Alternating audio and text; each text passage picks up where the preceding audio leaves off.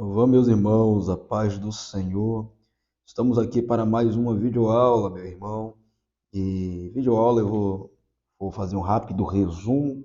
Tem alguns assuntos que nós iremos deixar para tratar futuramente por causa do tempo e por causa que é um assunto com uma explicação um pouco mais estendida, tá bom? Então vamos deixar para comentar depois, mas eu vou pegar pelo menos os 4 pontos das 5 perguntas que virão no final desta lição. Lição de número 4, a nossa última lição aqui de Angelologia, Doutrina dos Anjos. Sou o pastor Adaelso Gomes.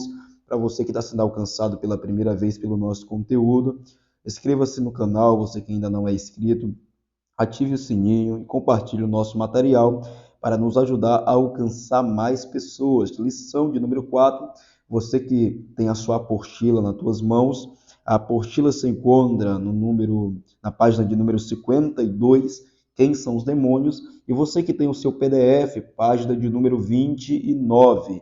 Você que não tem nem a apostila nem o PDF, entre em contato conosco pelo 22 999683272. O número vai estar na descrição do nosso vídeo e também nos comentários. Nos chame lá, em nome de Jesus, e venha fazer parte desta grande equipe da Itadesp, tá bom? Vamos lá, dando continuidade. Quem são os demônios? Lição de número 4, sétimo ponto. O versículo é este: Tu crês que há um só Deus? Fazeis bens. Também os demônios o creem e estremecem. Tiago, capítulo de número 2, versículo de número 19. Aqui está o versículo. Tiago, capítulo 2, versículo de número 19. Meu irmão, esse texto é um texto muito conhecido, quando o amado Tiago vai estar fazendo esta citação aqui, Tiago, capítulo 2, versículo 19, tá, meu irmão? Quando Tiago vai fazer essa citação aí no meio de uma conversa a respeito de obras, a respeito de fé, ele vai citar aí esta passagem, que é uma passagem muito conhecida. Mas aqui, este versículo basicamente nos dá uma base para este ensinamento. Sabemos que os demônios, nós iremos comentar um pouco mais na frente, são seres espirituais, todavia fazem e executam maldade, mas todavia eles também creem em Deus e eles estremecem perante o Todo-Poderoso. Iremos comentar alguns pontos muito interessantes aqui. Eu não vou entrar basicamente nestes pontos a respeito de Gênesis capítulo de número 6, por mais que isso aqui é um assunto um pouco interessante, mas mais na frente eu vou trazer um vídeo explicativo para os irmãos do nosso canal a respeito deste assunto aí. As duas teorias mais conhecidas do Gênesis capítulo 6, que é na citação ali entre os filhos de Deus e as filhas dos homens. Existem as duas explicações mais conhecidas, é que os filhos de Deus ali seria a descendência de Sete, enquanto as filhas dos homens seria a descendência de Caim. E também tem outra explicação que fala também que os filhos de Deus são os anjos e as filhas de Deus são a descendência de Adão. Mas ambos aí, nós temos os pontos e é bom de ser estudado, ambos os lados, mas essas teorias são as duas mais conhecidas. Só que basicamente ali percebemos que ali é um assunto um pouco interessante, mas na frente eu vou comentar para os irmãos que é um assunto que eu gosto bastante. E o que é interessante é que as duas teorias têm falha, tá? Eu não defendo nenhuma e nem a outra, porque ambas têm falha. Basicamente, muitos vão estar defendendo ali que os nefilim são os gigantes, aquela passagem toda, mas como não está muito bem introduzido neste assunto de angelologia, eu vou deixar um pouco mais na frente para nós comentarmos, tá bom? Porque essa explicação do capítulo 6 de Gênesis tem que ser uma explicação completa. Mas na realidade ali, quando a palavra do Senhor vai estar usando a expressão nefilins, não tem nada a ver com os gigantes, tá? Gigantes vai ser comentado mais na frente, os filhos de Anáquis e outras passagens de Números também vai estar sendo comentada a respeito dos gigantes. Mas aí fica para a explicação futura, tá? Fica para a explicação futura se Deus assim nos permitir, para não sairmos do tema de angelologia, tá? Vamos lá, meus irmãos, continuando aqui na matéria, página de número 55 do nosso livro físico. É um assunto muito interessante dos irmãos que estão no PDF, página de número 31. O assunto é: quem são os demônios? Vamos lá introduzir aqui. Quem são os demônios são o tema dessa nossa lição. Aí vamos lá na página 55 em nosso livro físico e 31 nosso PDF vai estar dizendo: na rebelião promovida por Lúcifer, este arrastou consigo uma grande multidão de seres angelicais. Mateus capítulo 25, versículo 41 e Apocalipse 12, 4. Depois ele organizou sua própria corte, com os anjos que o seguiram, distinguindo-os em principados, potestades, dominadores das trevas e hostes espirituais da maldade. Efésios capítulo 6, versículo 12. Os anjos trocaram a sua habitação pela oferta do rebelde Lúcifer. Foram banidos da presença de Deus e seguiram a liderança de Lúcifer. E assim passaram a ser identificados como anjos caídos. Então, os demônios são basicamente os anjos que seguiram a Satanás na sua rebelião contra Deus, naquele acontecimento que nós já tratamos aqui anteriormente. Nós iremos perceber que existe duas classes de anjos, né, meu irmão? Os anjos que se encontram soltos e os anjos que se encontram presos. Isso aqui tem muito a ver com Gênesis capítulo de número 6 também, tá? Mas isso aqui fica para o futuro, para nós comentarmos. Vamos tentar dar apenas um rápido resumo aqui. Vamos estar estudando um pouco mais das 5 perguntas que vai estar caindo no final dessa nossa lição. Então vamos lá. A primeira pergunta, a qual nos é mencionado aqui, vamos lá. Onde está escrito? Onde está escrito? Aqui, meu irmão, achei. Onde está escrito? Tu crês que há um só Deus? Fazeis bem. Também os demônios creem e estremecem. Meu irmão, como eu já comentei para os irmãos aqui, onde se encontra, né, em Tiago capítulo 2, versículo 19, a qual eu mencionei para os irmãos aqui ainda no início da nossa videoaula. Essa aqui é uma passagem muito conhecida, uma passagem muito interessante. Aqui está Tiago capítulo 2, versículo 19. Tu crês que há um só Deus, fazeis bem, também os demônios o creem e estremecem. Nós temos que entender que esses seres angelicais, os demônios, todavia, eles têm o conhecimento do Criador. E eles temem sim o nosso Deus. Ele estremece perante o Senhor. Iremos compreender isso também em algumas passagens bíblicas muito interessantes. Na citação de Marcos, iremos compreender também na citação também do endemoniado de Gadareno, para entendermos o tamanho da reverência, o tamanho do respeito que esses seres angelicais, conhecidos como demônios, têm também no nosso Senhor e Salvador Jesus Cristo. Isso aqui é um assunto muito interessante, tá, meus irmãos? E vamos lá. A segunda pergunta é: onde será o futuro lugar de Satanás? Aqui também, meu irmão, tem em nossa página, a página do livro físico aí, é a página de número 63, tá, meus irmãos? 63. Nós iremos comentar um pouco aí a respeito do juízo final. Do juízo final na página de número 63. E na nossa matéria do PDF aqui, deixa eu ver se consigo encontrar ele aqui. Juízo final, aqui está, meu irmão, página de número 35. Vamos lá. Depois da grande batalha, o segundo ponto aí. Depois da grande batalha, Satanás será preso por 1000 anos no poço do abismo. Vamos lá. No ato interventor de Cristo, na batalha do Armagedon, João viu que Jesus vinha do céu sobre um cavalo branco, de modo glorioso. Apocalipse 19, do 1 ao 3. Ele instalará um reino de paz e correção do mundo, conhecido como o período milenar, e será o reino de todas as nações. O homem do pecado e o falso profeta serão lançados vivos no lago de fogo, o estado final de todos os ímpios. Apocalipse 19, 20, Mateus 24, 30, 2 Tessalonicenses capítulo 2, versículo 8 ao 10. Com toda a autoridade, Cristo dará ordem a um de seus anjos para que prendam e encerrem ao diabo no poço do abismo por 1000 anos. No final deste período, diz a Bíblia, que o diabo será solto por um pouco de tempo. Apocalipse 20, 3 e 7. Para tentar as nações, o reino de Cristo. Apocalipse 20, 8 e 9. Ele ajuntará as nações, a cidade armada, Jerusalém, e quando estiver cercado o arraial dos santos, então descerá fogo do céu e o destruirá. Apocalipse 20, 7, 9. Essa será a última batalha de Satanás contra o povo de Deus. Depois só lhe restará o lago de fogo. Vamos lá, meus irmãos. E isso aqui é um pouco mais envolvido, ou envolve um pouco mais a nossa matéria de escatologia.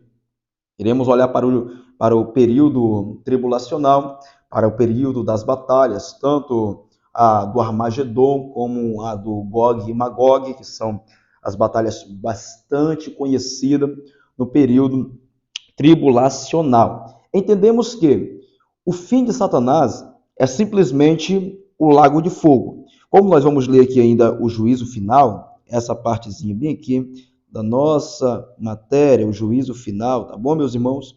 Juízo final, nós iremos comentar ainda um pouco mais sobre isso aí, mas eu quero que os irmãos entendam que aqui nós estamos no final do período tribulacional. Essa reunião aqui, onde Satanás vai estar reunindo aquela nação para juntar o povo, simplesmente ali para fazer a sua última batalha, quando vai cair fogo do céu, conhecemos ali, na realidade, nenhuma batalha se tornará, porque Satanás vai apenas estar montando a sua estratégia, mas quando cercarem o arraial, ali a palavra do Senhor fala que vai cair fogo do céu e vai destruir todo aquele exército a qual vai estar seguindo Satanás, e o final dele aqui vai ser apontado, que vai ser lançado no lago de fogo. E o que isso aqui é interessante é que Mateus vai estar dizendo que este local, o local de tormento, já foi totalmente planejado para ele. Vamos aqui, meu irmão. Quarto ponto aí no PDF 35 e no nosso livro físico 63, juízo final. Vamos lá. O diabo e as nações serão julgados no final do período milenar. Ato contínuo. Será instaurado o grande trono branco de Apocalipse 20, diante do Todo-Poderoso. Comparecerão todos os ímpios de todos os tempos para que sejam julgados pelas coisas que estão escritas nos livros das eternidades. Apocalipse 20, 12. Aquele cujos nomes que não foram achados escritos no livro da vida serão lançados no lago de fogo, onde sofrerão dano da segunda morte. Mateus 25, 46, Mateus capítulo 5, versículo 28 e 29, Apocalipse 21, versículos 7 e 8. Satanás e seus anjos serão também lançados neste lugar para sempre. Jesus disse que o fogo eterno foi preparado para o diabo e seus anjos. Mateus, capítulo de número 25, versículo de número 41. Essa passagem bem aqui, ó. Mateus 25, 41. A palavra do Senhor fala que o fogo eterno foi preparado para o diabo e os seus anjos. Então, percebemos que o destino de Satanás já está traçado. Já está traçado. Obviamente, tem alguns eventos para estar acontecendo. Mas percebemos que o final de Satanás é simplesmente no lago de fogo, no fogo eterno. Então, onde será o futuro de Satanás? Que é a nossa segunda pergunta, simplesmente no lago de fogo, no fogo eterno. Aqui está, meu irmão, nossa segunda pergunta. Onde será o futuro de Satanás? Simplesmente no fogo eterno, que já foi preparado para ele e também para os seus anjos, de acordo com Apocalipse 25, 41. Meu irmão, eu estou trabalhando simplesmente só em cima dessas perguntas aí, porque se eu for entrar no corpo da lição, estudando página por página, vai ficar muito grande, tá, meus irmãos? Então, vamos trabalhar só em cima dessas perguntas aí, tá bom? Vamos lá. Quem conta a história vivida pelo reverendo Zacarias de Miranda? Olha só, meus irmãos, quem já ouviu falar dessa história aqui? Uma história muito interessante, tá? Quem contou a história vivida pelo reverendo Zacarias de Miranda? Vamos lá, isso aí é a nossa terceira pergunta. E isso se encontra no nosso livro físico aí na página de número 69. Os irmãos que estão com PDF aí fica nessa página de número 38, Zacarias de Miranda. Vamos lá, meu irmão. Quem foi que contou aí essa história vivida pelo reverendo Zacarias de Miranda? Aqui está o nome do servo de Deus, chamado Júlio Andrade Ferreira. Aqui está. Júlio Andrade Ferreira. Foi um teólogo e historiador evangélico. Ele é o que conta a história vivida pelo o reverendo Zacarias de Miranda, no final do século passado. O pastor residia em Itapeva, meus irmãos, no interior de São Paulo, e dava assistência a vários grupos de crentes na região. O seu meio de transporte era um cavalo branco. Certo dia, ele mandou preparar o cavalo para uma viagem a Itapetininga. Estranhamente, o manso animal não se deixou pegar. Várias pessoas foram mobilizadas, mas o animal corria de um lado para o outro e ninguém conseguiu colocar-lhe o cabresto. O reverendo Zacarias não teve outra alternativa a não ser pedir um outro animal a um amigo emprestado. E montando no cavalo de outra cor, seguiu viagem para Itapetininga com grande atraso. Na estrada encontrou um pistoleiro. Olha que coisa interessante. Que, cansado de esperar sua vítima, resolveu seguir em companhia do pastor. Quando estava entrando na cidade, o malfeitor revelou ao reverendo Zacarias que ficara longas horas na estrada esperando um pastor que passaria por ali, montado num cavalo branco. A pergunta agora é: quem teria impedido o cavalo branco a fugir daqueles que queriam colocar-lhe o cabresto? Sem dúvida nenhuma foi Deus. Mas como? Possivelmente um anjo foi usado para espantar aquele manso cavalo branco. Meu irmão, que história magnífica a qual conta este Júlio Andrade de Ferreira, este reverendo Zacarias de Miranda. Obviamente, né, meu irmão, nos lembras também da passagem de Balaão e a sua jumenta, né? Como que não é possível lembrar a qual o anjo do Senhor também foi posto ali à frente daquela jumenta com a espada desembanhada, e por mais que o profeta não conseguiu ver, todavia o anjo foi visto pela jumenta.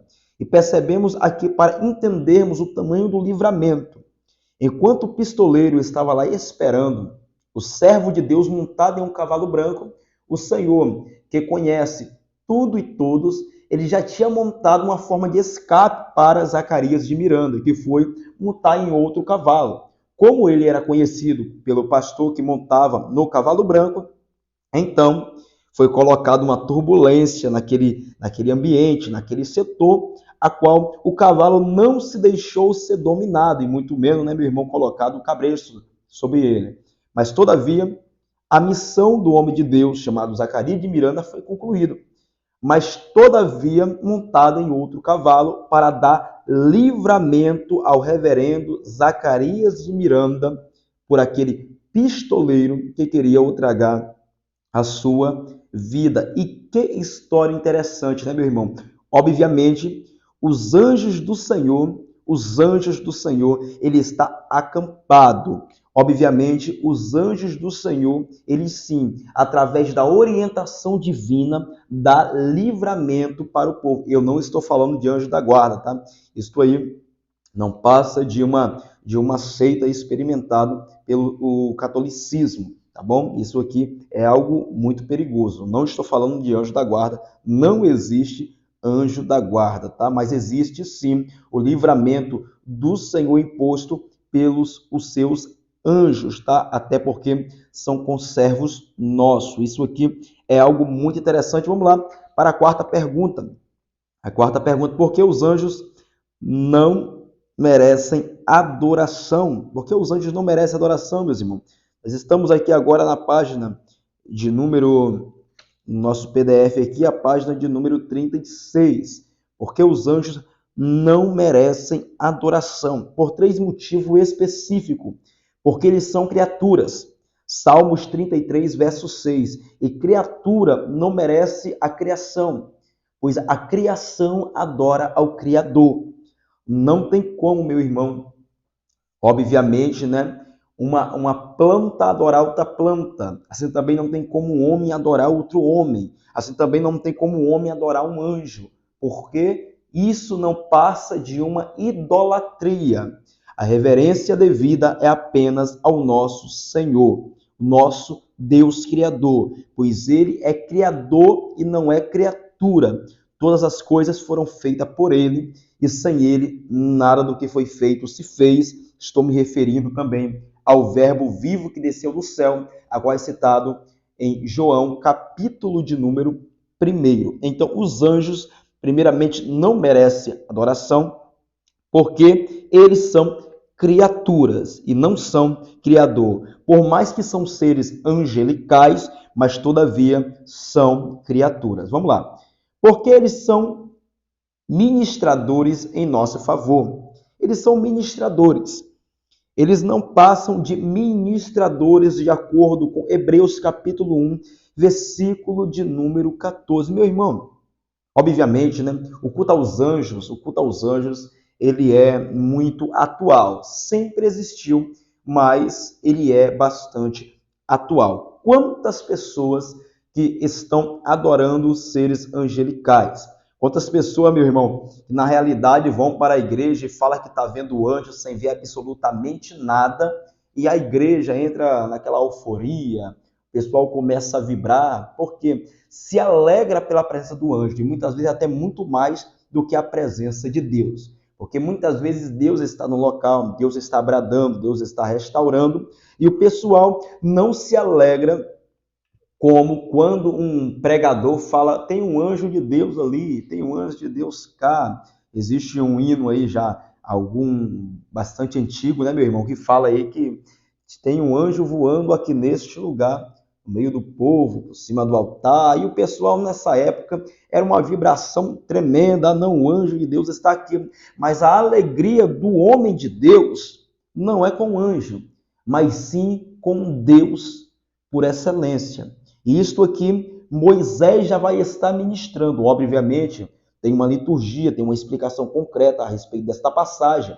Mas a colocação de Moisés foi, Senhor, o teu anjo não. O Senhor falou que vai o teu anjo em nossa frente. Todavia, o anjo com o teu selo. Eu falando que o Senhor não vai estar, agora quem vai estar é o seu anjo. Senhor, eu não vou sair daqui. Eu não vou sair daqui com o teu anjo, porque eu não quero anjo. Eu quero, na realidade, é o Senhor juntamente conosco. O quanto e quanto tem de pessoas com a visão totalmente diferente a como Moisés teve, né? Prefere, sim, um anjo, aí participa daquela euforia, daquela confusão toda, né, meu irmão? E quando falamos sobre Deus, a presença de Deus, a ministração de Deus no coração do crente, a alegria não é suficiente para fazer os irmãos se alegrar com uma alegria de júbilo, de derramar-se perante o Senhor. Então, na realidade, o culto aos anjos é bastante atual, mas eles são apenas espíritos ministradores. Eles ministram em nosso favor, de acordo com Hebreus 1,14, e também são criaturas. E agora, para fecharmos essa pergunta aí, porque eles são nossos conservos. Apocalipse, capítulo de número 2, versículo de número 9. Meu irmão, até João, quando estava recebendo aquela revelação, do Apocalipse, obviamente, né, meu irmão, ele vai estar vendo coisas extraordinárias, vai estar vendo coisas muito além da imaginação humana. E quando vai estar vendo ali um anjo, que ele vai estar se dobrando para o adorar, o anjo olha e fala, não, eu sou conservo teu e dos teus irmãos, adore a Deus, porque a adoração devida é simplesmente ao nosso Senhor e Salvador Jesus Cristo, a Trindade divina, Pai, Filho e Espírito Santo. Tem simplesmente 3 pessoas, mas a essência é uma, é a essência de Deus. Temos as três pessoas da Santa Trindade, mas, todavia, o centro é a essência divina, a essência de Deus. Então, essas três pessoas merecem a adoração devida, porque os três têm a essência real, a essência de Deus. Agora, anjos não. Anjos também são criaturas. Anjos também são criaturas. Anjos são espíritos ministradores. Anjos são conservos da igreja. Isso aqui é algo muito interessante de nós entendermos. Tá vendo, meu irmão? Só trabalhando nessas perguntas, já são 25 minutos de vídeo. Se fosse para entrar aí por página, iria ficar muito estendido essa nossa lição. Aí, para fecharmos aqui, a quinta pergunta é uma pergunta pessoal. A pergunta é: escreve com suas palavras por que não devemos adorar aos anjos. Isso aqui é uma pergunta totalmente pessoal, né, meus irmãos?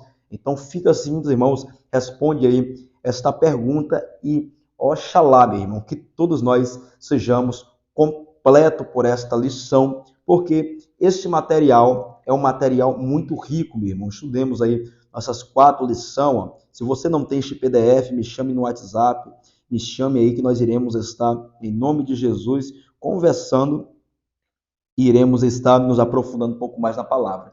Desde o princípio, ó, angelologia, a doutrina dos anjos. Estudamos aí estes 11 pontos, fora a introdução, comentamos tudo isso aí, nossa lição aí, nosso material. Leia, meu irmão. Você que tem o nosso PDF na tua casa, você que tem o nosso livro físico em tua casa, você que não tem, me chame no WhatsApp pelo 22 99968 3272 e venha fazer parte desta escola que tem abençoado bastante vidas, meu irmão e minha irmã. E vamos que vamos. Logo mais estamos de volta agora com a matéria de antropologia. Que Deus em Cristo te abençoe e vamos que vamos seguindo em fé e em conhecimento de nosso Senhor.